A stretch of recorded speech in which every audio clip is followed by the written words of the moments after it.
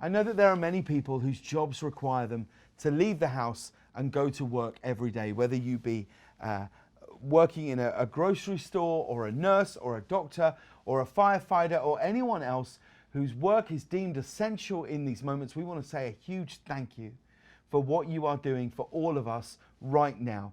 We thank you from the bottom of our hearts.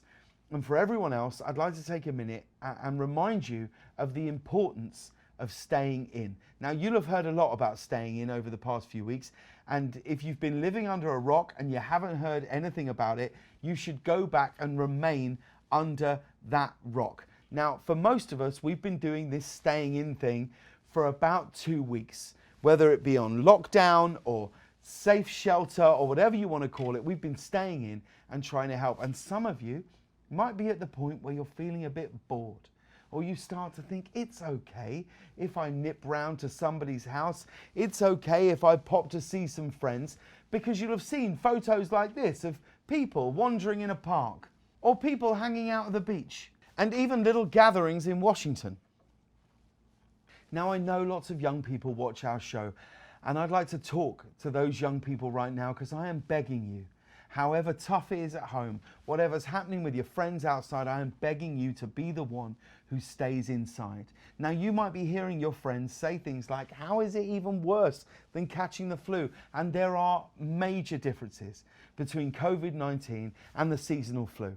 For a start, there's a vaccine for the flu, and there isn't for COVID-19. And much as the seasonal flu is serious for lots and lots of people, COVID-19 is roughly 10 times more lethal. When you get the flu, two things happen. Number one, you get overly invested in the bold and the beautiful, even though you've never seen it before. And can I just say, I cannot believe that Brooke kissed Donna's husband. It's scandalous. The other thing that's going to happen, if you go out with the flu, you're going to infect, on average, 1.3 people.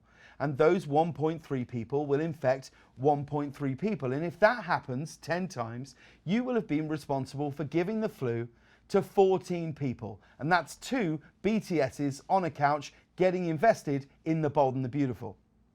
Now, while the flu is infectious, the coronavirus is very, very, very infectious. Unlike the flu, where you're likely to infect 1.3 people, if you are carrying COVID-19, the coronavirus, it's thought that on average you are likely to infect 3 people. Now, that might not sound like much of a jump, but if those 3 people pass it on to 3 more people, and those 3 people pass it on to 3 more people, and so on and so forth, that only has to happen 10 times. And you have been responsible for infecting 59,000 people. And when 59,000 people get infected with coronavirus, some of those 59,000 people get very, very sick. And that's when we start to run out of hospital beds and ventilators, and we start to overwhelm the brave doctors and nurses who are risking their lives to save yours. Domino artist Lily Hevish demonstrates it here.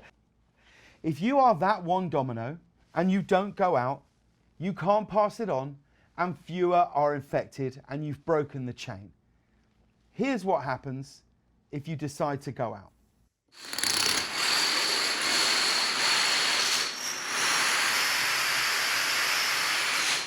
Now, you might be fine, but the effects of you passing on this virus could be devastating. Please just keep staying in. I promise you it's worth it. We'll be right back after this break.